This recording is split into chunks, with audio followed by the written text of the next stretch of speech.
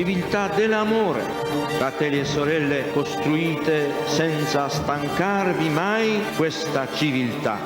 Lavorate per questo, pregate per questo, soffrite per questo.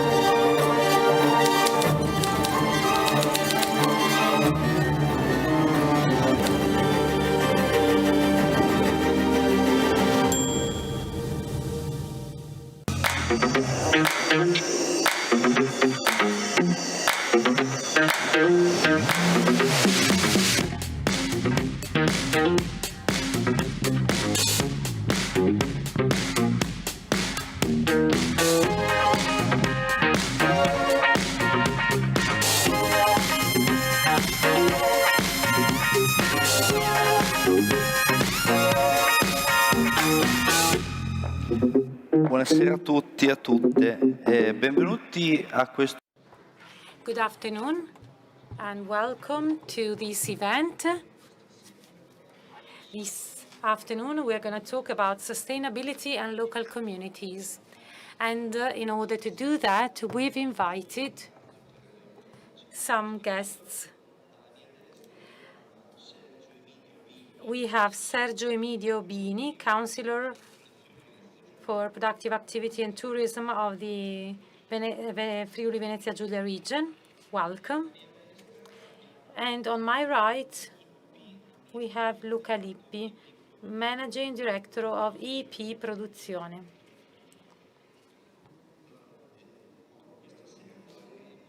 So this afternoon, we're going to talk about different topics, among which innovation, infrastructures, and sustainability.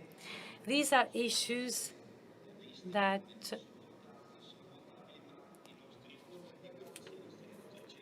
are very important, and our guests will help us see the connections between them. Among the goals of the 2030 Agenda of the UN, we have the construction of resilient infrastructure and the promotion of fair and sustainable infrastructure and innovation. Innovation and sustainable infrastructure have been identified as essential tools to favor economic development and growth, and to increase income and productivity.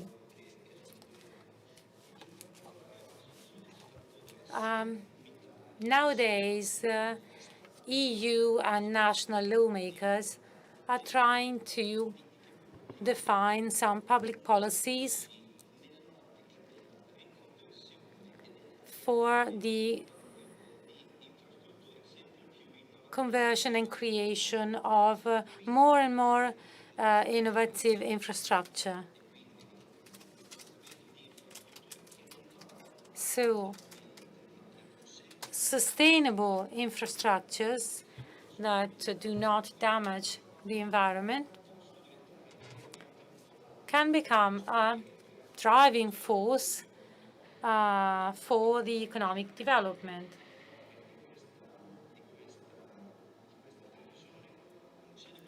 I remember that Massimo Severo Giannini used to say that the creation of infrastructure is among the most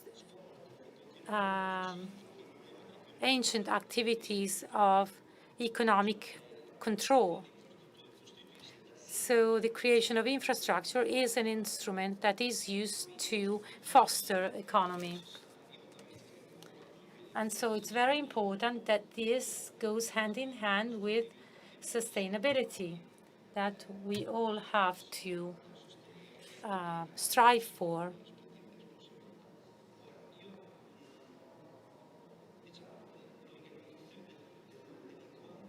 So this meeting will be divided into two parts. In the first part, I will ask questions to our guests, and they will have 10 minutes each to answer. And then there will be a second round following what's been said in the first one. The first question is for our guest, Councillor Bini. I would like to ask him to share with us his experience as a businessman that he was before becoming a councillor, to tell us about the public policies that have been passed or that are being designed to support the creation of sustainable infrastructure.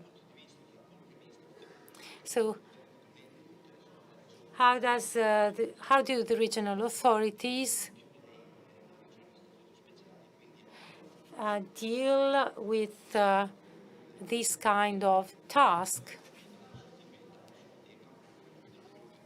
in terms of economic development on the one hand and sustainability? Well, good afternoon to the people here in the audience and the people who are listening to us remotely. So this will be a very informal talk. So I would like to, first of all, thank our friends from the meeting and Comunione Liberazione for their kind invitation.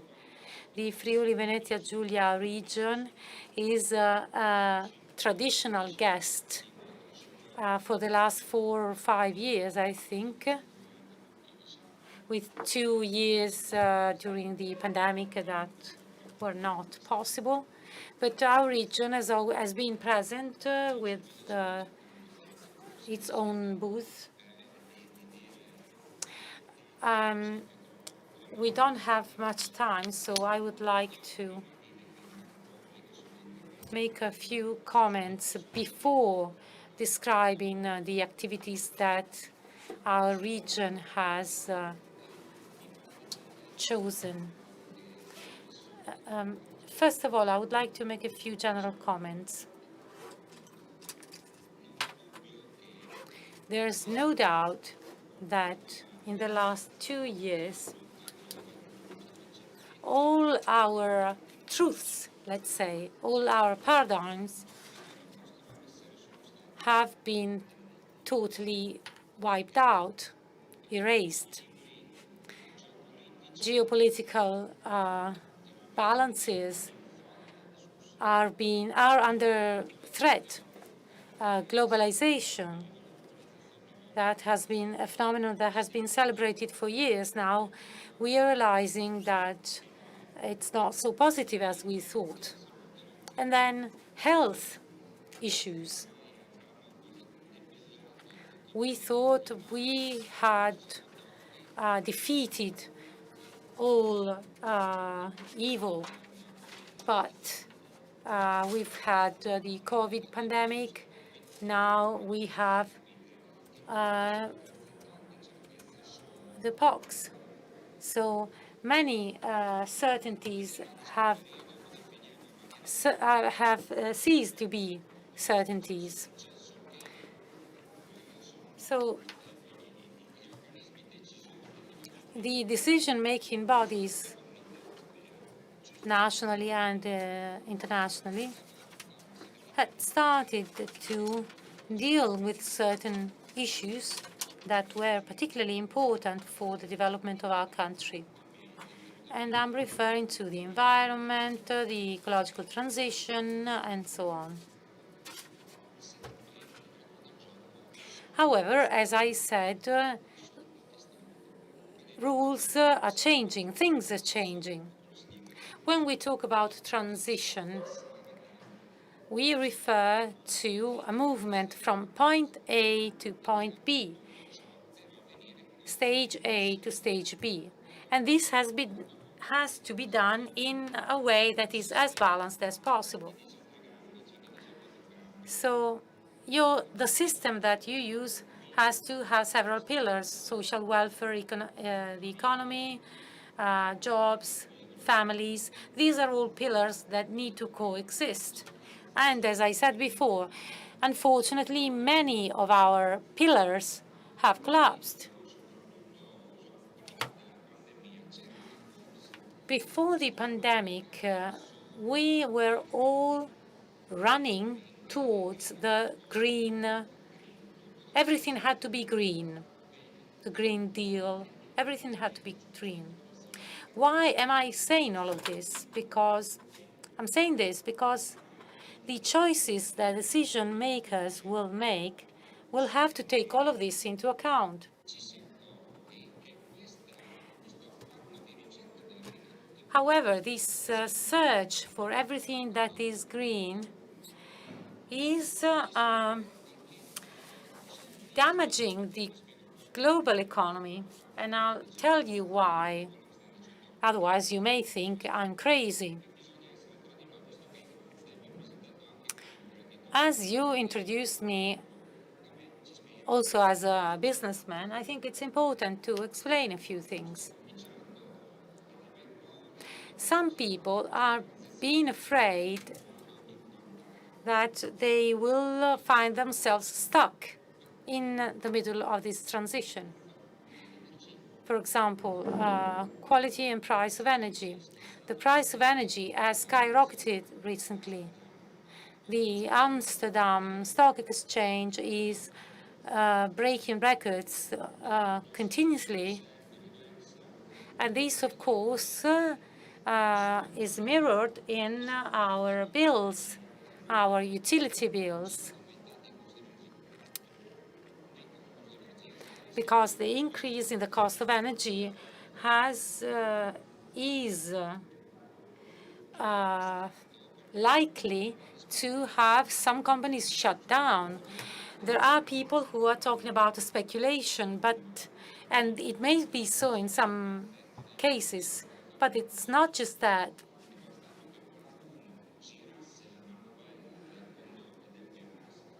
So just switching off or reducing significantly the supply of gas has caused all of this disruption, with companies shutting down because if they keep producing, they will lose money.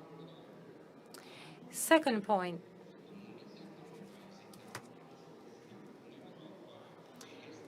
Europe, for several reasons, is now in a situation of dependence. And then electric cars.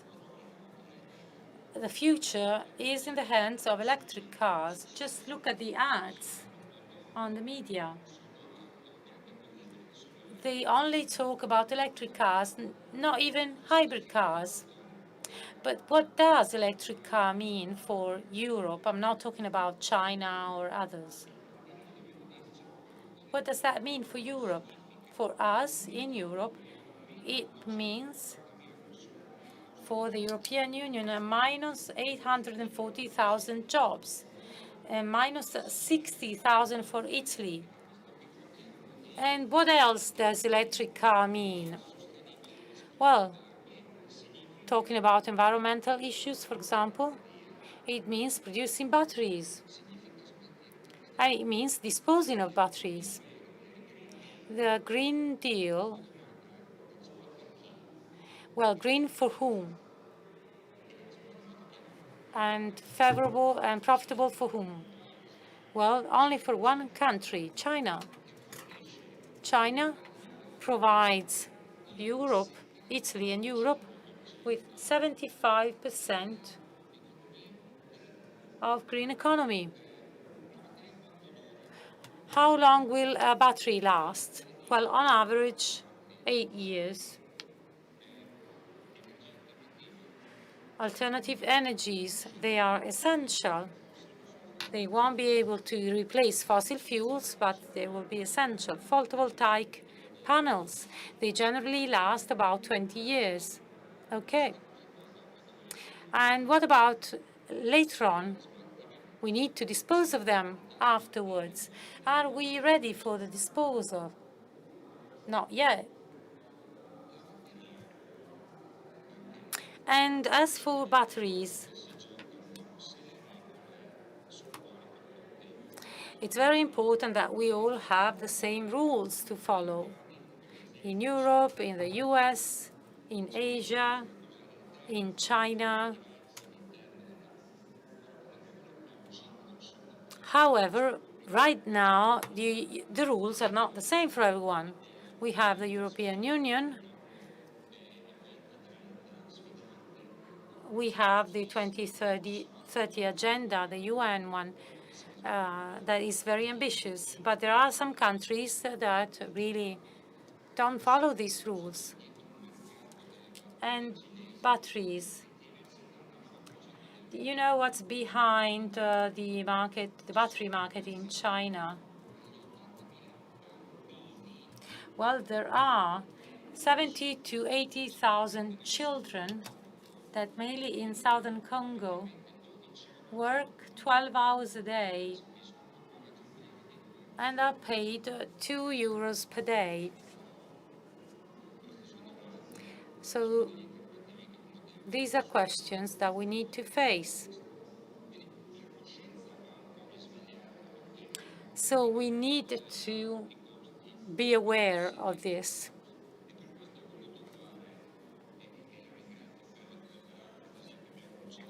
That is why I wanted to make this brief introduction.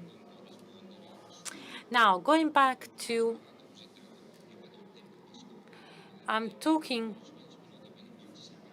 so quickly because I see that time is slipping away. Let's go back to the decision makers. Obviously, we have to follow the guidelines of the European Union, and we're doing so. The Italian government is doing it. And the regional authorities are doing it.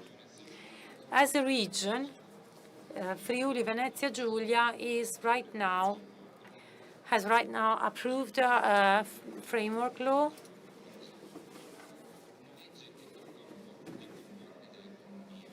a law that deals with all areas of our economy. Inside this law, there is a huge part devoted to ecological transition, green economy, and so on. For example, the treatment of abandoned areas, the recovery of abandoned areas.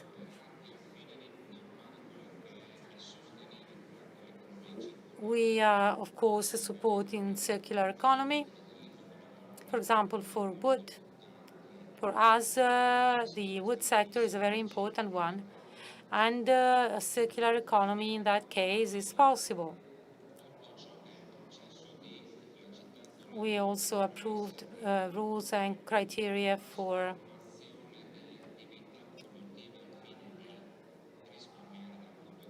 the transformation of production activities to improve from an energy point of view and to increase the digitalization of activities. The region right now is doing quite well. A bit like Emilia Romagna, we are quite wealthy. But our companies are SMEs, so companies that don't have qualified management that would allow the businessmen to perform this digital transformation and ecological transformation. Now, we are providing incentives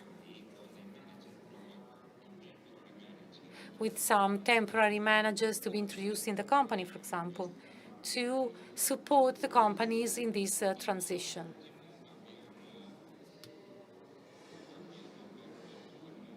And we have opened 2 new areas with financing for those companies who are interested in investing in the photovoltaic energy area and also hydrogen plants. Small ones, of course, because our SMEs are only interested in small plants. Obviously, this is just a starting point. We will need to continue along this path, and we will need companies and society in general to be trained to learn about these things. And we will need a lot of resources. So during the pandemic and also now, for SMEs and for micro enterprises, we have just allocated more than 40 million euros for the support of companies in the face of the increase in energy prices. But again, this is just a starting point. We have a long way to go, and we have all the risks that I mentioned at the beginning of my speech to deal with. So we have to be very careful. Thank you.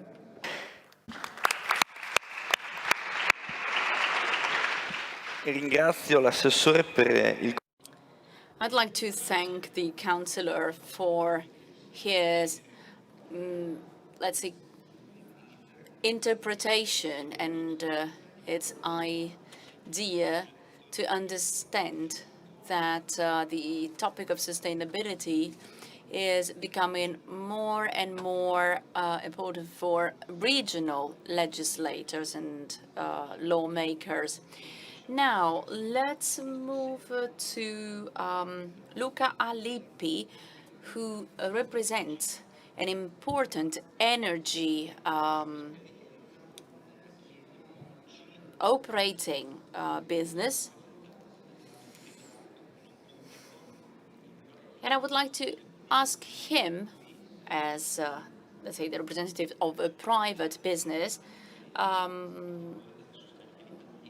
what the impact of the public policies on energy is for their business, and what should be strengthened and enhanced to meet the needs of companies. And so the question is, the sustainable developments are really becoming a source, let's say, of development for local communities, or is it just, you know, something formal, a formality, something related to red tape that sets more limits rather than offering advantages? Thank you for your question, and thank you for inviting me. Good evening to all of you who are here or online. And thank you for this very interesting discussion.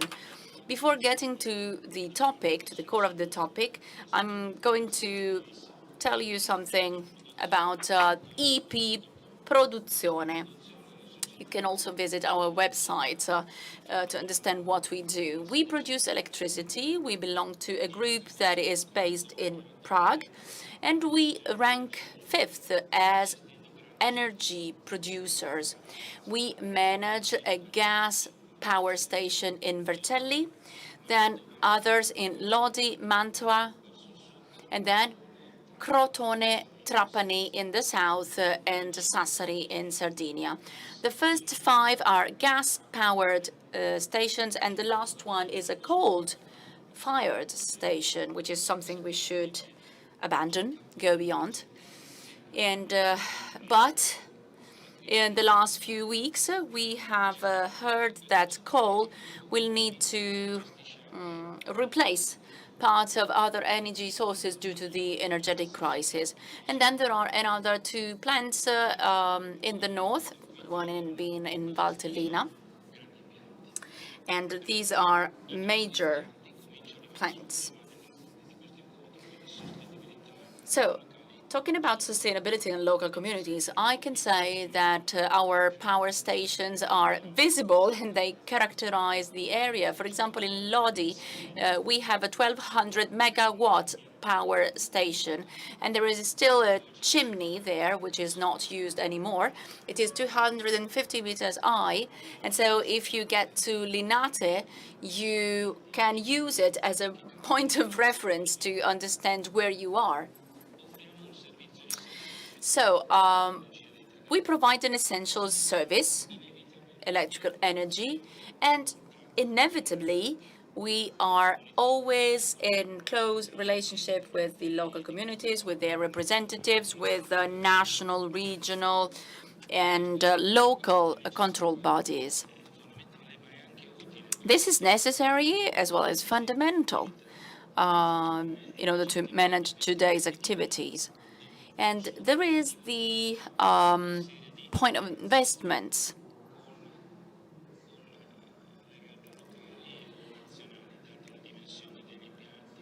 Investments that have been required both at a local and national level, considering the size of the power plants. It is clear that there are lots of uncertainties and moments of fragility, vulnerability. We've faced the pandemic, and we hope that it is getting to an end. And there are other tensions, such as the Ukraine-Russia war, which is impacting lots of elements in our everyday life, together with the economy.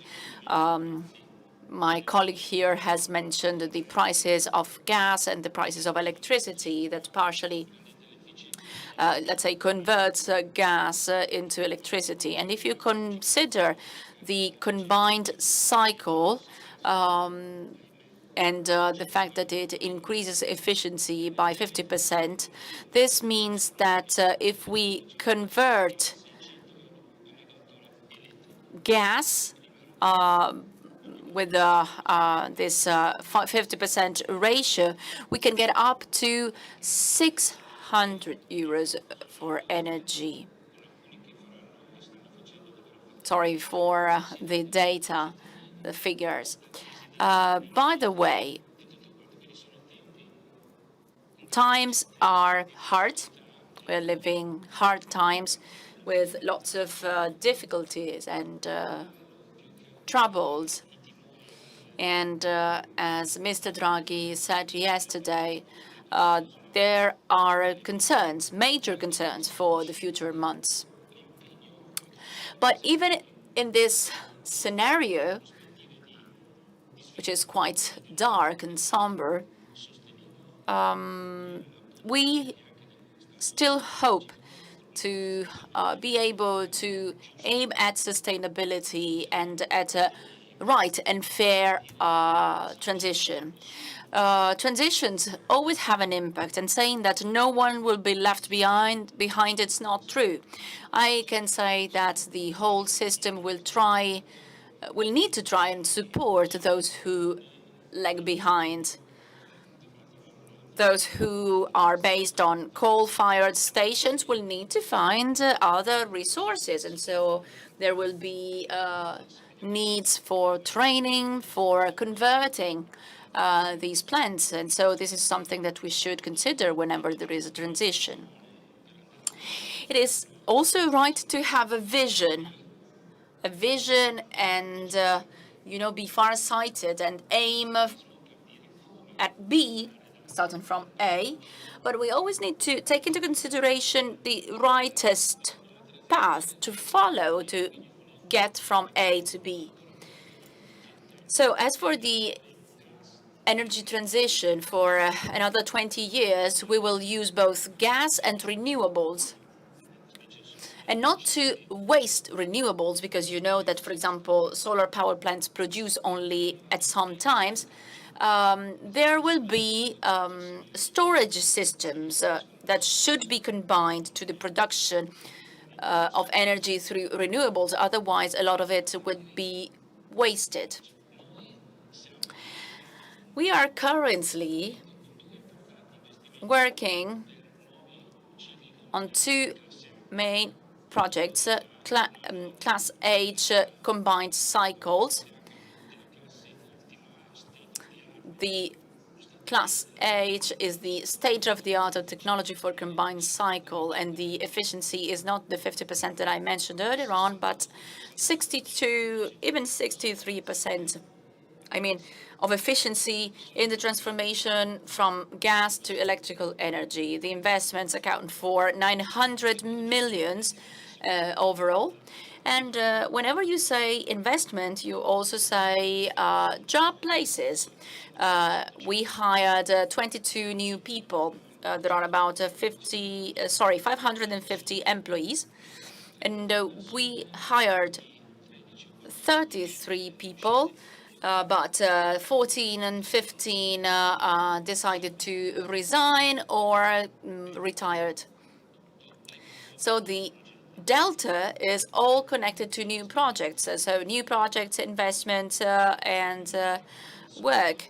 There are still gas-powered plants, but from our point of view, and considering this combination of gas and renewables that we will have for another 20 years, I think that this will allow for the coal phase out, which will have an impact on climate as it accounts for about 1 ton of CO2 per megawatt hour.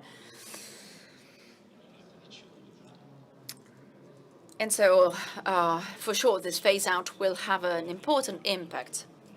And then there is another path of renewables and of innovation. But the process to get there is a process that inevitably involves local authorities. Because for this kind of stations, power stations, to be carried out, to be built, we need the so-called unique building permission, and then we need another authorization to operate, so to have the stations operating. So there are about 20 bodies involved in it. The Ministry for Ecological Transition, the Ministry for Health, for Economic Development, Infrastructure, the Ministry of Defense as well, because, you know, there are reactors, and so there are possible interferences. Then the regions, the region where the plant is, the provinces, the local authorities, the municipalities. You can understand clearly that we need to have a lot of interlocutors, and we would hope that the process might be a bit more flexible, or at least a bit more a bit faster.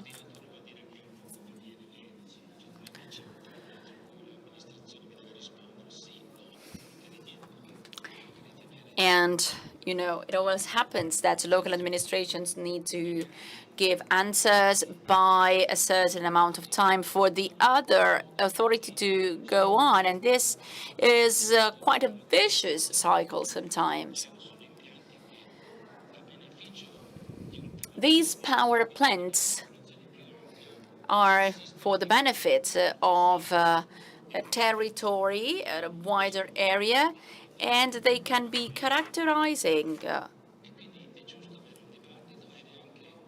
So it is right to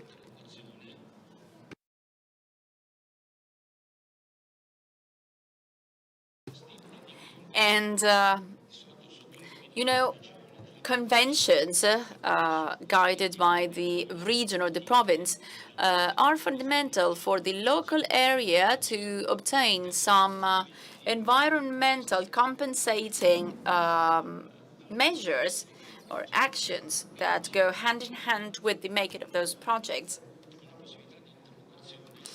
So there is a dialogue, there is an involvement, but it is very important to have an exchange with the local bodies. And you know that sometimes on the internet there are any kinds of news available. There is any kind of news available there. And so every day, every week, there is either ARPA or ASL, that is the local health authorities, inspecting what we are doing. But the relationship exists, and the relationship is important, and the relationship can be developed.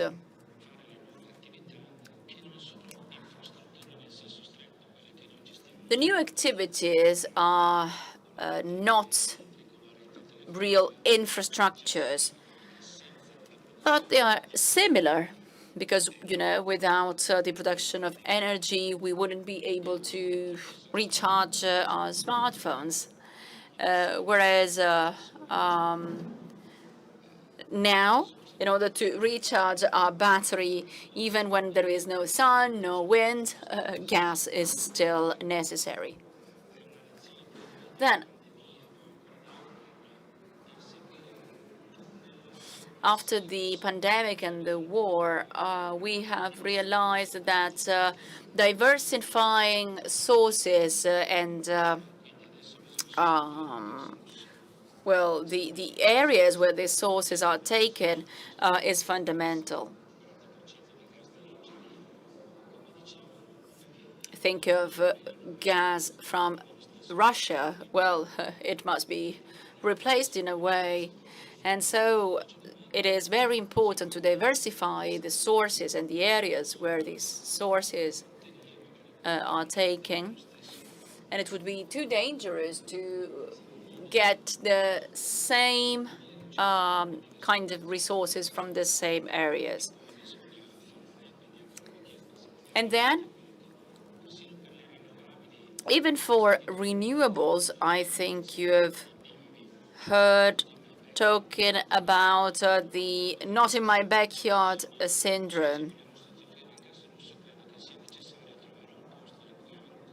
If we want to replace the Russian gas, we will need to find a place for two gasificators. And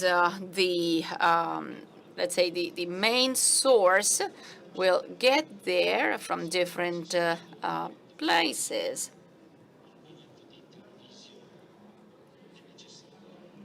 For example, if we wanted to close the supply that comes from Tarvisio, for example, we will need to have other sources.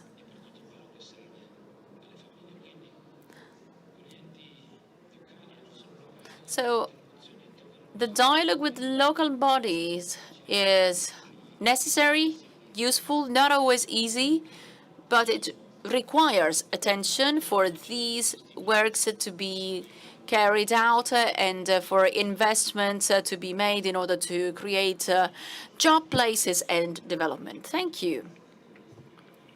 Grazie. Mentre interveniva pensavo questo, che la... While you were speaking, I was thinking of another question. I'm going to ask you this question and give you about 8 minutes each to answer the question. And the question is,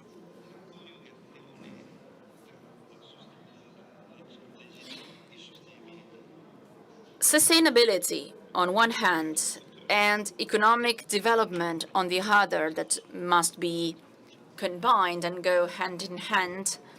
Well, do these two things depend more on some cultural and educational factor or on a technical or legislative problem? I mean, obstacles, barriers, red tape that prevent the different bodies to have a profitable exchange and a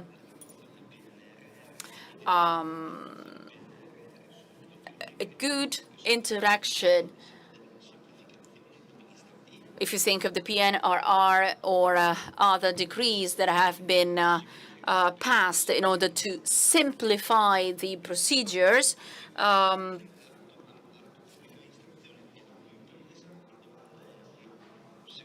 what is, in your opinion,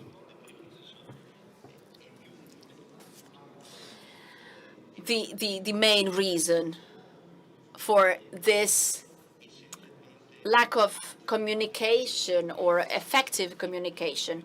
Is it more a matter of culture or a matter of bureaucracy? Well, I would say both of them, because it is a matter of culture and a matter of processes. Maybe the second is the easiest to solve. As you said, with the National Recovery and Resilience Plan or other decrees, well, they have tried to simplify, to streamline things, to reduce the time needed for permits, authorizations. Before changing the apparatus, the structure of public bodies. It takes a long time and it's very difficult, but we are getting there. But think of, a contribution that you have to allocate. They said, let's use a self-certification. Well, if you use this kind of approach, this will mean to reduce times and reduce the huge amount of paper that you need, talking about sustainability and protection of the environment. So this process has started and is gaining ground. And there are several people and bodies which are actually implementing it. But we still need some time to complete the process, to get to the end, because these kinds of changes are not easy and always require efforts. It is true that, when I took part in the first conferences on services, I got to these rooms that seemed the rooms where Putin gives his speeches, incredible, with 30, 40 people, tables, banquets, and, there were lots of guests, and each and every guest had to have space to talk. But at the end, do we really need all these people to make a decision? Probably not, but there are in our country some silos. So a silo approach, and there is no common denominator, because I cannot have one representative for 10 different bodies or institutions. But I hope that we will get there. And then the other point, the first part, is the most difficult, and this is something that I'm experiencing firsthand. To give you an example, we generally complain when important companies that create jobs close down, shut down, or move their plants, move their factories. And this is disastrous, a social disaster, because we lose jobs, job places. It's 2022. It's not 1900.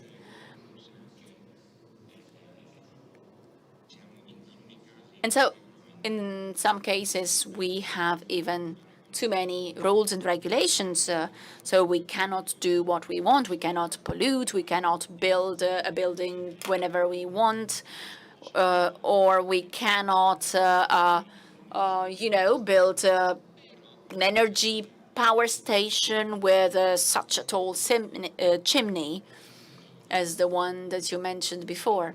But for example, let's suppose that in my region, there is an entrepreneur who is willing to invest more than 1 billion euros and willing to create about 1,000 job places. Well, that's huge. It would solve a lot of problems, because 2 or 3 factories have closed and there is a negative delta of employed people. But this one would be a positive delta, and so that would be incredible. This company is still making, still manufacture, just to mention Ukraine, Mariupol. There are regions with important steel industries.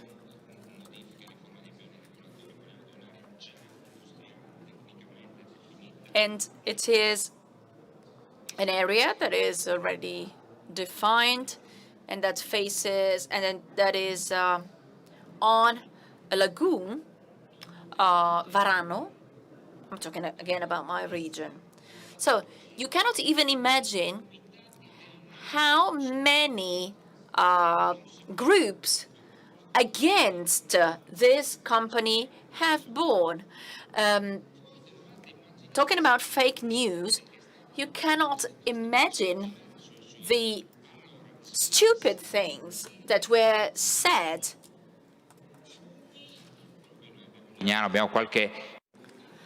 Well, we have some seaside resorts nearby, so they were complaining about smoke, pollution, exploitation of workers, illegal immigration. They talked about anything. And so, as a colleague entrepreneur said,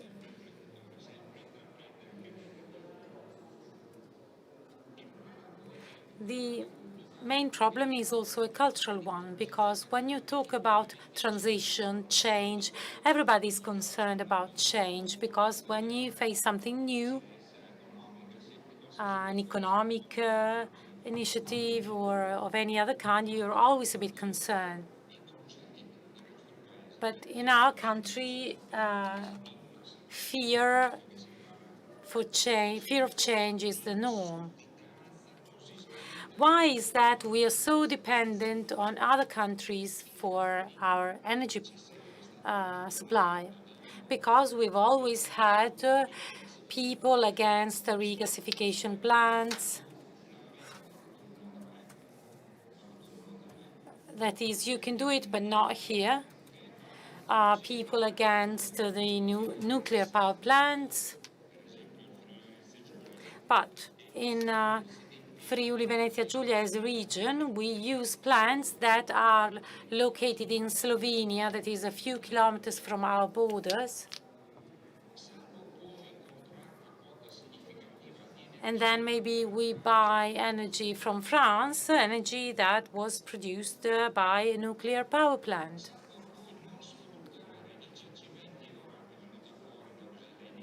And now Eni told us that they found a natural gas source near Cyprus. So we've never done anything apart from buying energy from third countries. We cannot think that our country is just full of meadows and daisies, right? This is not a real situation. So it's important that also our country does something to grow. Our country has always been a great country. Sometimes I look at indicators for the different years, 1945, 1950, and the figures. Unfortunately, in the last few decades, we've never taken strategic decisions, important ones for the future of our country. So it's either now or never. We cannot wait. We cannot afford to wait any longer. And I'm saying this as a politician. It's easier to avoid making decisions and to gain public approval. But if you are a politician, you need to take responsibility for the future of your country, of your families, and your children. Otherwise, your country will become poorer and poorer, and your own children, and I have two children, one is 15 and one is 18, and they will have to go elsewhere. So do we really want Italy to become a huge tomato field, or do we want Italy to continue being the same wonderful country it's always been? Thank you. The same question for you. Well, the question was for the cultural issue or the procedural issue. There are both. We can see that quite easily when we deal with new projects, when you want to do something new.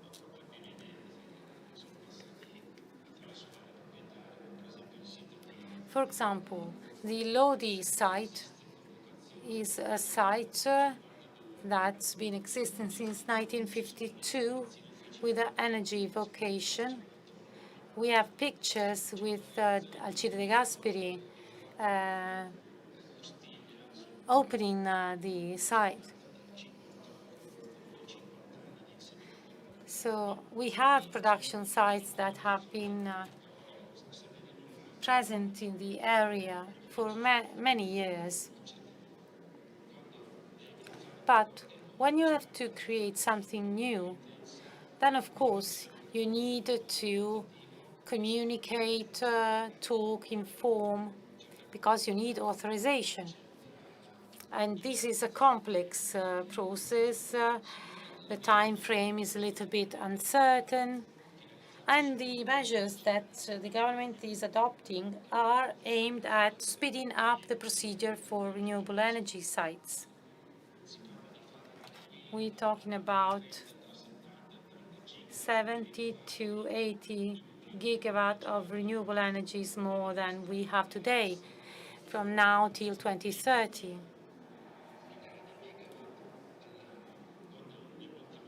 In the last year, we installed only 1.3 giga. So it's going to be a huge effort.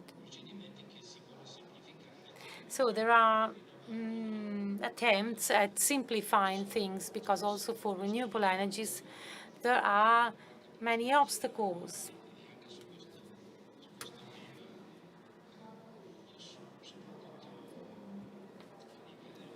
Especially when it comes to the environmental assessment activities.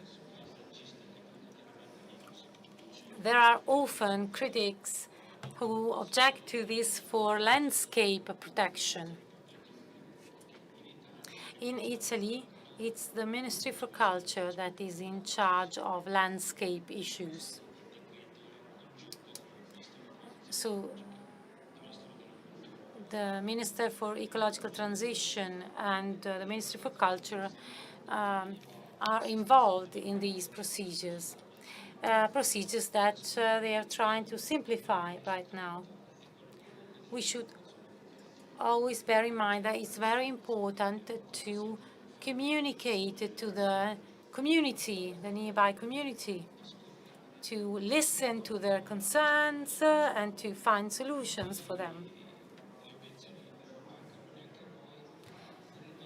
Objections are always voiced, but in our case, we were able to bring forward our projects within our industrial area without involving our other areas, but simply reclaiming the land in the area that we already had, where there were industrial sites with reservoir, tanks, and so on.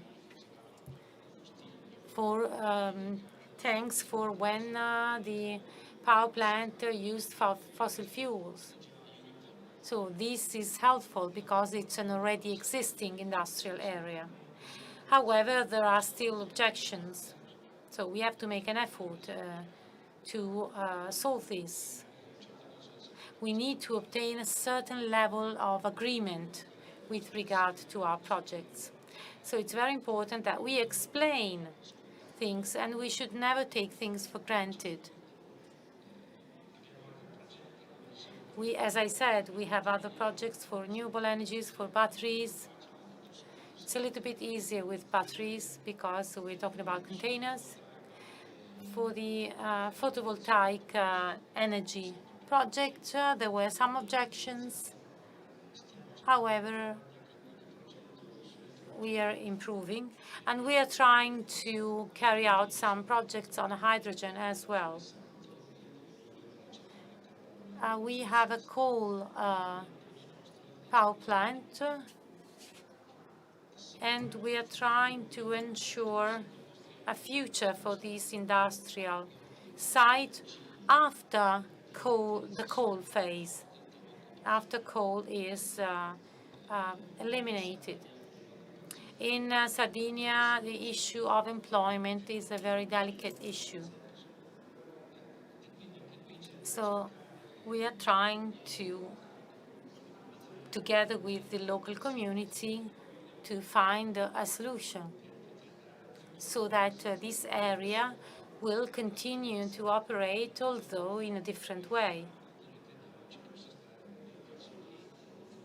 In that case, for example, we are thinking about several sources, several technologies involved, so that the site will keep on being used. So there are both problems are significant. We cannot neglect them. But if we invest with all the control activities and checks that are required, this is essential for growth and development. Investments will now go more and more in the direction of sustainable transition, a fair transition. And this is what banks ask when they have to grant you a loan. It's what we as citizens ask for. Transition is not something immediate. These kind of processes require quite a long time. And there's a risk for some subjects to be left behind. So it's up to society and all its parts to assist those who are at risk of lagging behind. That's all from me. Thank you.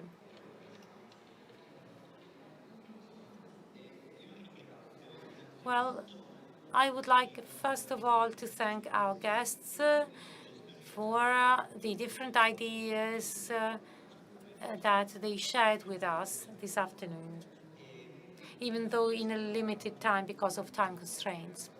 I think that our talk shows clearly that the issue of sustainability is not just an issue of simplification, but it's also something that requires a cultural change. And you know that cultural changes need or take a long time. So probably the energy crisis will make it necessary for us to focus more strongly on this topic with a more limited time frame. The common denominator of both speeches is the fact, the idea that sustainability, as it informs planning and economic development, needs to be deeply rooted in the local communities. Because if it's too distant from the local communities, it would lose its strength in terms of economic driver for both companies and citizens. So I'd like to thank once again the speakers for their participation. Now, to conclude this meeting, I would like to give you some technical info on how to support our meeting. This meeting is a unique event and is the result of an extraordinary cooperation between many different people. The meeting has fundraising activities to support itself, and so you will find the different areas which are identified by a red heart, in which you can place a donation, make a donation to support the meeting foundation. According to the reform of the third sector subjects, it is now a third sector body. So this means that if you make donation to the meeting foundation, you can have fiscal benefits when you do your tax returns. So I think it's important to emphasize this, because it's one opportunity, it's one additional opportunity that you have if you support such an important initiative that entails the involvement of so many different people.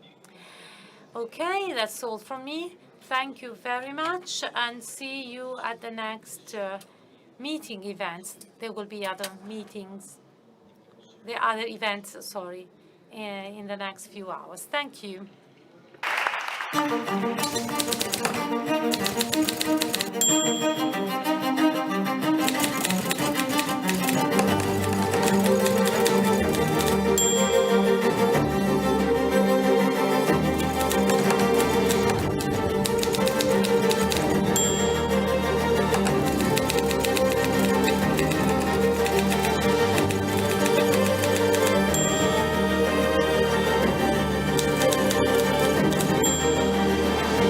Civiltà dell'amore, fratelli e sorelle, costruite senza stancarvi mai questa civiltà. Lavorate per questo, pregate per questo, soffrite per questo.